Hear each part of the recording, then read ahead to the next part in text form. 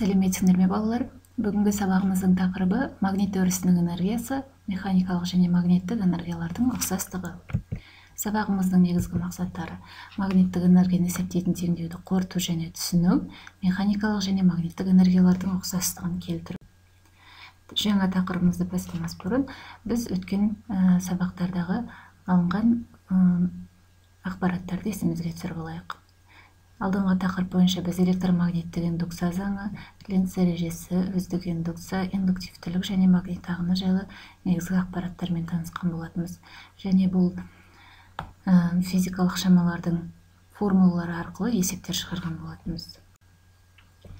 Тоқ жүріп тұрған соленоид бойында энергия жинақтала ма? Соленоид бойында энергия жинақталса, ол қай жерде шоғырланады деген сұраққа жауап беріп көрейік. Ең алдымен ол сұраққа жауап бермес бұрын мына формулаларды есімізге түсіріп алайық. Эпсилон дегеніміз бізде, эпсилон E дегеніміз өздік индукция құбылысы бойынша электр қозғаушы күш. Оның өлшем бірлігі вольт болатын, естеріңде болса.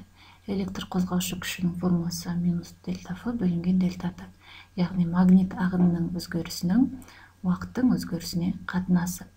Магнит ағынының біз L көбейту I мәніне тең екенін білеміз. Яғни индуктивтіліктің тоқ күшіне көбейтіндісіне тең. Яғни дельта F бөлу дельта T формуласын түрлендіре алады екенбіз. Яғни F-ның магнит ағынның орнына L I-ді қою арқылы. Сонда электр қозғаушы күшінің формуласы минус L дельта I бөлінген дельта T формуласына түрленеді. B дегеніміз индукция. Магнит индукциясы өлшем бірлігі, естеріңде болса, Тесла. Магнит индукциясының формуласы μ0 I көбейтілген N. Мұндағы μ0 дегеніміз магниттік тұрақты екендігін білеміз. Оның мәні 12,56, оның минус 7 дәрежесі Генри бөлінген метр болатын. I дегеніміз тоқ күш өлшем бірлігі ампер болатын. N дегеніміз бірлік ұзындықтағы орам саны болып табылатын. Бірлік ұзындықтағы орам санының формуласы N-нің L-ға қатынасы болатын. N дегеніміз ол шарғыдағы орам саны, L дегеніміз ұзындық өлшем бірлігі метр болатын. Ары қарай, магнит ағынның формуласы BS көбейтілген N, яғни индукцияның ауданға және де шарғыдағы орам санына көбейтіндісі. Яғни жаңағы индукцияның орнына жоғарыдағы формуланы қоятын болсақ, бізде мына формула шығады. μ0 N квадрат S көбейту L көбейту I формуласы шығады. Индуктивтіліктің формуласы μ0 көбейту N квадрат S көбейту L. Бұл жердегі ауданның ұзындыққа көбейтіндісін біз көлем деп жазып алсақ болады. Сонда μ0 көбейту N квадрат көбейту V формуласы шығады. Шарғының индуктивтілігінің формуласын табу үшін магнит өтімділігін L-ға көбейтеміз, яғни жоғарыдағы формулаға көбейтеміз. Сонда μ0 көбейту μ N квадрат V формуласы шығады.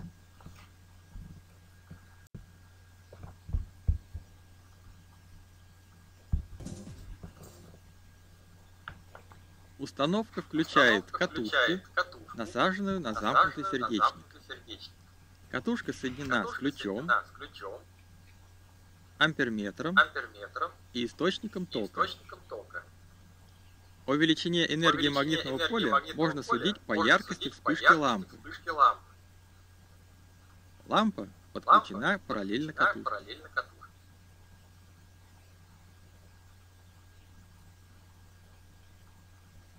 Замкнем электрическую цепь. Обратим внимание, что сила тока в цепи катушки составляет 2,8 ампера. При размыкании ключа лампа ярко вспыхивает. Заметьте яркость ее вспышки.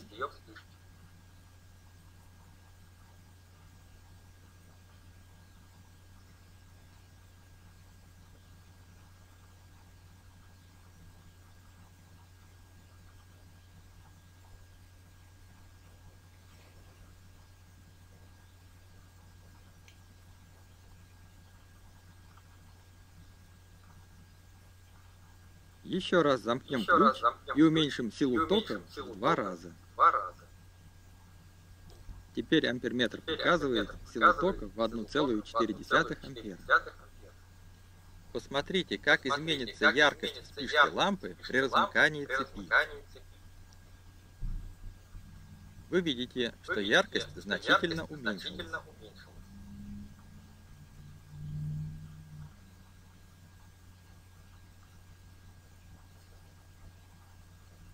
Теперь уменьшим индуктивность катушки, разомкнув ее сердечник.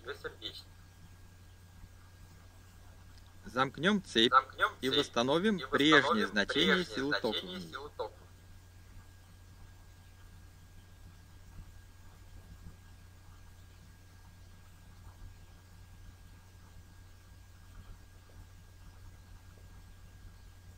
Яркость вспышки лампы не достигла прежней величины.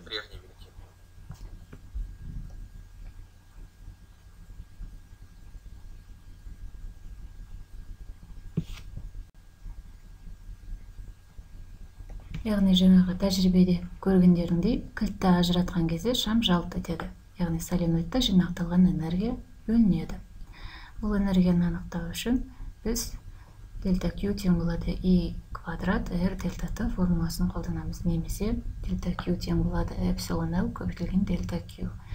Немесе зарядтың ток күшінің негізгі формуласынан зарядты түрлендіру арқылы эпсилон L көбейту L дельта T формуласын қолдансақ болады.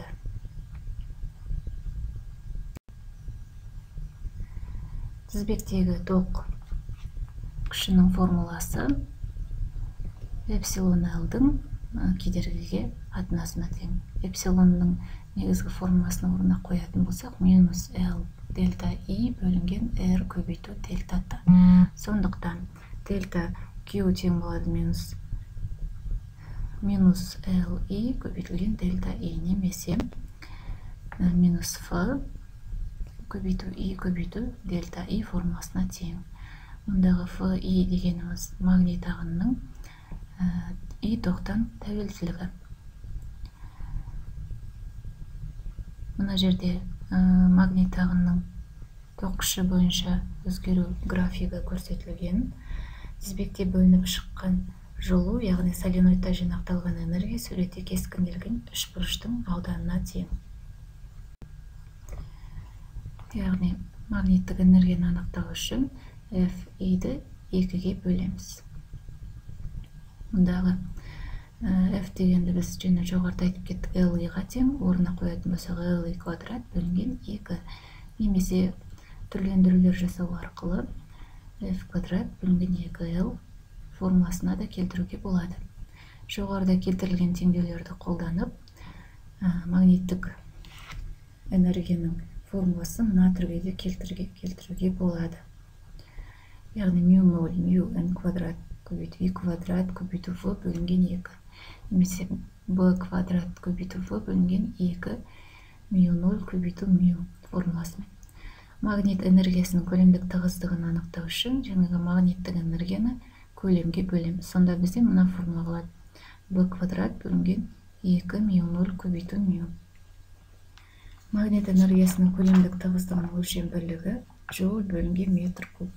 Немесе өлшем бірлікті түрлендіріп 1 ньютон көбейту метр бөлінген метр куб деп жазсақ болады. Немесе жоғарыдағы метр мен метр кубтың бір дәрежесі қысқарып, ньютон бөлі метр квадрат өлшем бірлігі қалады. Сонымен паскаль өлшем бірлігімен де жазсақ болады. Механикалық және магниттік энергиялардың ұқсастығы. Өздік индукция құбылысын өткен кезде неғұрлым соленоид индуктивтігі үлкен болса, оның бойындағы ток соғұрлым баяу өзгеретінін білеміз. Яғни индуктивтілік механикадағы масса сияқты қызмет атқарады. Электр тоғы зарядтардың реттелген қозғалысы, ол механикалық қозғалысқа сәйкес келеді. Яғни ток күші жылдамдыққа ұқсас келеді. Сондықтан кинетикалық энергияның mv квадрат бөлі 2 формуласы магниттік энергияға, яғни L квадрат бөлі 2 формуласына ұқсас деп жаза аламыз. Яғни магнит өрісінің энергиясын механикалық аналогияны қолданып ала аламыз. механикалық құбылыстар мен электромагниттік құбылыстардың арасындағы бір-біріне ұқсайтын шамалар. Мысалы, механикалық құбылыстан масса электромагниттік құбылыстағы индуктивтілікке ұқсас келеді. Жылдамдық электр тоғына ұқсас келеді. Кинетикалық энергия магниттік энергияға ұқсас келеді. Өдеу ток күшінің өзгеру жылдамдығына, күш электр қозғаушы күшке, координата зарядқа, импульс магнит ағынына, кинетикалық энергияның тығыздығы магнит өріс энергиясының тығыздығына, динамиканың негізгі теңдеуі үздік индукция теңдеуіне, Ньютонның үшінші заңы Ленц ережесіне, импульстың сақталу заңы магнит ағынның сақталу заңына ұқсас болып келеді. Ары қарай балалар, мына мысалда берілген есепті шығарамыз. Сосын 3 сұраққа жауап береміз. Жауаптардың барлығын маған WhatsApp желісінен жіберетін боламыз. Сабағымыз аяқталды. Сау болыңдар.